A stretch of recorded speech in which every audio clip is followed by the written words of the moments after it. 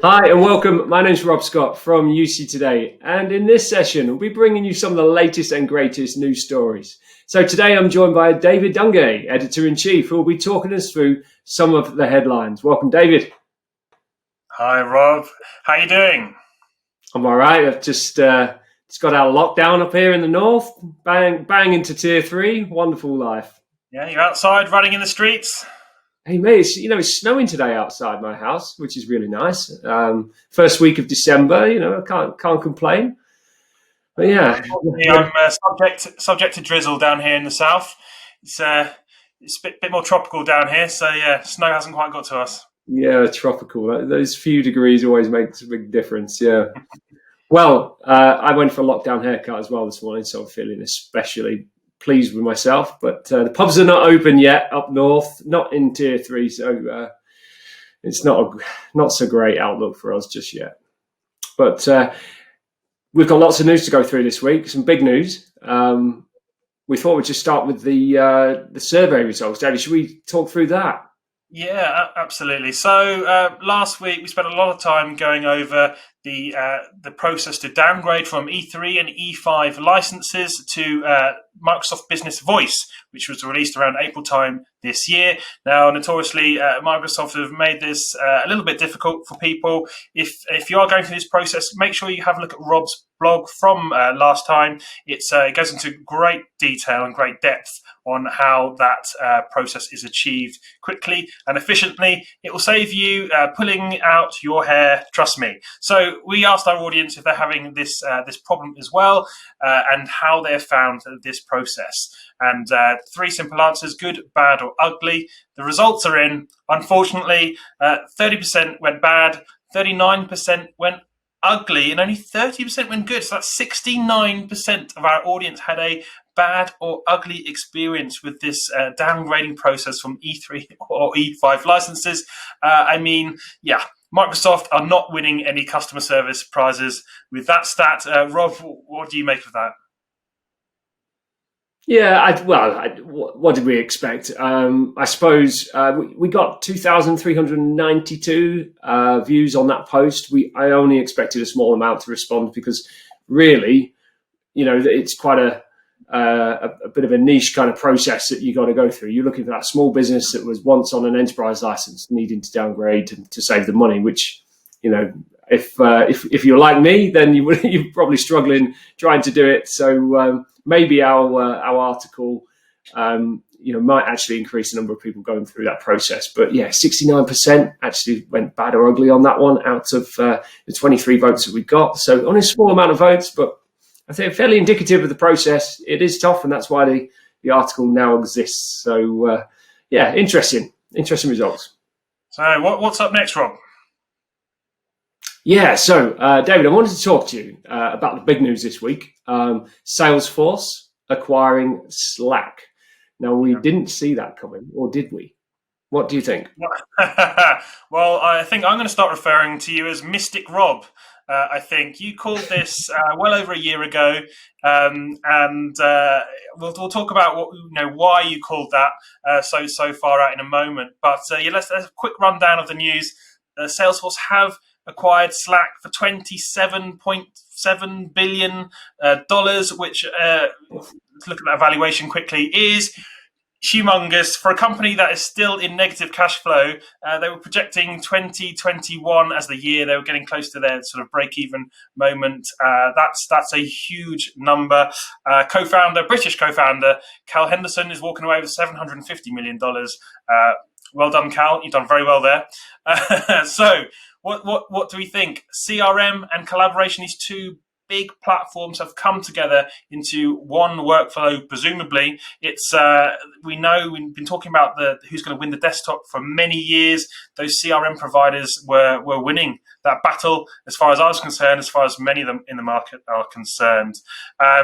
So Slack, let's be honest, they needed a bit of a shot in the arm. If we look back towards March, they lost about 40% of their market value since their IPO.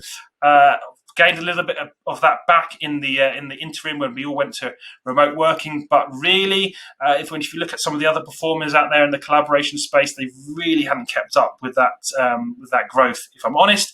So Benioff, Salesforce CEO, this has been a long time coming, right? He's been talking about this social collaboration piece of the puzzle for a number of years. He lost out to Microsoft in the Yammer deal about 7-8 years ago now, and he's been looking ever since. They had a go with Chatter. Do you remember that, Rob? Chatter? I do. Just about, I've used it. I don't think many other people knew about it. That attempt at this collaboration piece clearly didn't go too well. So Slack is to fill that hole. So yeah, Rob, give us your rundown on that. What does this coming together, these two pretty sizable companies, mean? Well, first of all, I mean the valuation, the sale price, 27 billion, complete bonkers, like every other valuation and sale in this industry right now. Absolute madness. But what does that tell us? It tells us that Salesforce see huge value in plugging Slack into that business. So where are they going to go? Naturally, enterprise messaging is where Slack plays strongest. They've got hundreds and hundreds and hundreds and hundreds of integrations across other SaaS or into other SaaS platforms. So they really are kind of could be the glue for Salesforce and all those other SaaS providers. So it's be really interesting if they do bake that in, because they're saying they're going to bring Slack into this kind of customer 360 hub that they've got now. So it does make sense. But then Salesforce have recently been playing in the kind of CCaaS space with, their own kind of contact center solution baked into the Salesforce experience as well. So it kind of makes you think, are they going to go UCaaS? Because they actually enabled the CCaaS with Amazon Connect and Amazon numbers and SIP and everything else coming in there. So it wouldn't be too far out to think that maybe Salesforce are planning a push into team collaboration and full UCaaS. So I think that's highly likely. It's another kind of viewpoint, I suppose, is looking at this from Stuart's point of view. Stuart had a bit of a battle with Microsoft Teams over the past few years, and that battle's not been won. So is this a move from Stuart as well, a personal move, a vendetta to really kind of kick Microsoft where it hurts? So I think it's interesting. I think it's all going to play out, lots of speculation, but the obvious ones are this is a big deal, and Salesforce are coming in strong to the UC collaboration scape in 2021. Yeah, they clearly mean business. Yeah, you're absolutely right. The big question there, I think, how close does this put Salesforce up towards Microsoft now? Is that how big is that gap? What's going to happen there? We've seen a few of the other providers in the last week or so express an opinion on this deal, which is interesting. We don't normally see unrelated parties express their opinions on this deal, so it's big news. So Rob, let's move on to our next story. What have we got? So we said we talk about another big brand, Zoom. So Zoom have been doing a little bit more recently. I say a little bit more. Zoomtopia was huge. They just released a whole rook of kind of updates across the plateau, really, and they're really now saying that look, we're not just a meetings provider. We do UCaaS, we do online events, we do all sorts. Now they've got the Zoom apps baked in, but our journalist, Moshe, he posted something around security this week, which is a little bit more interesting. So what was your viewpoint on that? Because there seems to be more and more coming from Zoom on the security front.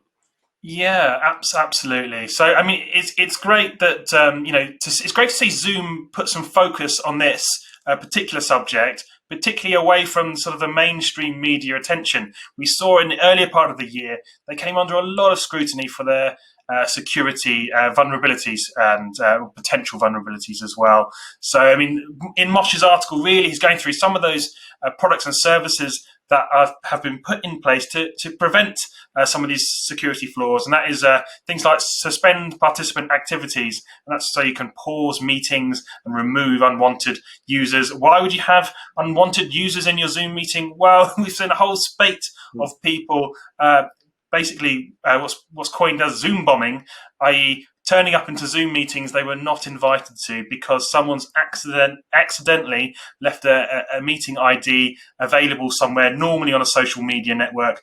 Just in the last 2 months, we've seen a Dutch journalist just appear in the middle of an EU conference, just randomly in a Zoom conversation, and this is happening more and more. So these security features are really to stop those kind of activities from happening. So it's great to see Zoom putting some emphasis on this, away from those big stories and away from that pressure. Zoom mean business. They are setting their stall out, and they're going after the market in a big way.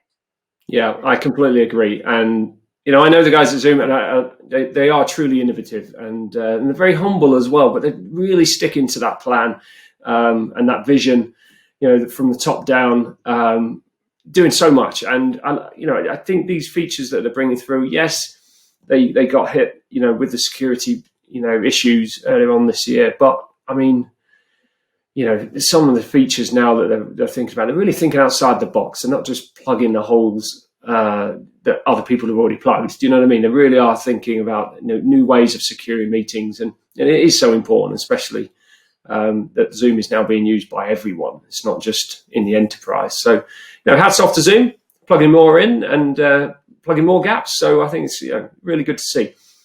Yeah. So what have we got next?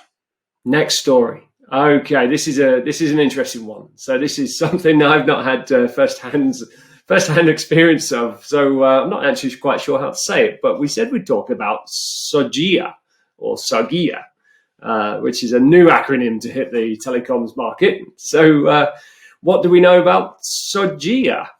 David? Yeah, so SoGEA, who knows another acronym? We love an acronym in this market. We are, it's full of them. So what does that stand for? Single order generic Ethernet access. What does this mean? Essentially, this is providing a broadband line without the traditional copper landline to go with. Now, in the UK, we've seen this in 2020. It's starting to roll out. It's a humongous opportunity, especially for the channel partners. It's currently available in around 28 million premises here in the UK. What does that mean exactly? Well, it provides cheaper costs. Just one line, don't have two lines to deal with. That means that's cheaper. It's quicker fix times. Again, dealing with one line, only having to call one provider. This is really pushing people towards those VoIP and other services that use a data line only. It's for the channel. This is a massive opportunity, right? We know 2025 in this country signals the end of the traditional PSTN network. We need to get people onto those IP services. This is going to be one of those routes. Now, interestingly, we've been saying for years in this country, and around the world actually, if you own that pipe from that customer, you own that customer. It's very, very rare to see a customer buy the data off of one provider and their hosted UC platform off another. Often those things come in tandem. You buy them off the same person. So really that phrase, own the pipe, own the customer, that is now becoming true. That pipe into that customer is the umbilical cord. If you don't have that, businesses simply can't operate. So a massive opportunity for channel. Not only this year, we're going to see that continually as we run up to this 2025 deadline. Rob, what do you think about this SoGEA? Now you've had the rundown. What's your take? Well, I can certainly see the channel opportunity. I'd like to know more about this. I must admit, there's not a huge amount of information. I think it's fairly early days with this product. But what jumps out to me, if I just put myself in the customer's shoes for a moment, is, does that mean I don't have to pay for a line rental for the phone line anymore? Does that mean, cheaper? It's going to be cheaper ultimately, to me? Or is this a premium service where this is more like a dedicated point-to-point kind of Ethernet connection that is going to offer me more bandwidth ultimately? So I'm not quite sure on the offering, but it sounds interesting. And, where there's a new product coming through from BT, they don't, and ultimately it is BT most of the time. it's it's for good reason. So I'm interested in knowing more about this, certainly from the end customer perspective as well. Yeah, absolutely. Okay, so should we move on to our AWS update? Yes, AWS, Amazon Web Services. You might have heard of them. Pretty big company nowadays. They've done another great job of their annual event. I mean, the annual event is called reInvent, and they've got a whole bunch of kind of updates around the core kind of AWS network, etc., etc. But we're really interested in two major products that are in their suite, which is Amazon Connect and Amazon Chime. Now, we didn't see much on Chime, but we've got a nice kind of Amazon Connect update, which really takes us through their contact center proposition, or as I think they call it customer service in a box offering. But a few updates. Do you want me to run through those, David? Yeah, absolutely. I'm particularly interested in this idea of the augmented agents. So, take us through that, Rob. Yeah. So if you break down contact center as a service or cloud contact center kind of capabilities nowadays, you're going to find a few interesting things right now. So augmented agents is one. And I think that right now is a really hot topic of conversation because people are trying to work it out.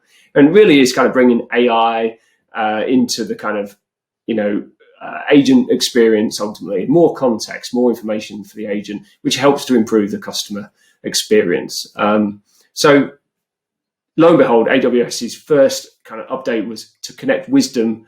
Connect Wisdom provides contact center agents with more real-time information. So their first update was more information, more context around that augmented agent piece. Their second update, again, was around bringing more context to the calls. Their third update was around analytics, which is huge right now, especially with their contact lens solution. So that, again, bakes in AI into the kind of contact center offering that they've got there. The fourth update was around automation, which is huge right now. All contact centers are looking to automate as best they can. The more they can automate, the better. They're all up against it. Highs and lows, traffic, surges, spikes, pandemics, and all sorts happening out there. So it's not easy in the contact center. So automation is a really good opportunity for improving their agility and ultimately customer experience going forward. And last but not least, security. Security in the contact center is essential. And that was AWS's last update. So I think they've really ticked a lot of big boxes there with their updates. They're very much aligned with 2021 and the future of customer experience. Yeah, absolutely. I mean, from an AWS perspective, they're another brand going after their market in a big way, and they certainly have the resources to back that up. And as you've gone through those big stories there, those big main points in this story there, and they're all huge elements of that CCaaS space. So hats off to Amazon. They are ticking the right boxes, as you say. Well, and you think about it, they've probably got the biggest contact center in the world themselves, haven't they? So where all these products came from was actually they developed them for Amazon. So it does make sense. And Amazon offers an impeccable customer experience most of the time, especially over here in the UK. I hear it's not maybe quite as good in the US always, but it's a magnificent business, and it's underpinned by some very clever technologies. Yeah, absolutely. Right. Well, look, I think that's a good place to end today's stream. Let's not leave without another survey question for our audience, though. We've been talking about SoGEA, single order generic Ethernet access. Let me get that right today. So let's ask my audience today. We're going to put this on my LinkedIn channel. Will you be adopting SoGEA services into your portfolio this year or next year? Yes, no, or maybe a little bit like Rob there, you weren't quite sure how that fits in with your proposition. Not sure. So please give us your vote. Let us know how that's going. We'll address the results of that next week. So, Rob, Christmas is upon us. We've got lots of things to talk about as always. To our audience, and UC Summit is coming up in January. Registration is open for that. Make sure you get yourself over there. That's ucsummit.com. and get yourself signed up. We've got a lot of the brands we've been talking about today and in previous episodes we'll be covering there. There's a whole raft of content which is really going to kick off your 2021 in quite a meaningful way. So I can't impress upon you enough. That's a great event, and it's really going to help you shape your business and your strategies moving forwards. Rob, it's been a delight, as always, to talk to you. I wish you a Merry Christmas. If we're going to, hopefully we'll catch up before the Christmas holidays again. But to our audience, have a great Christmas and have a great New Year. Thanks, David.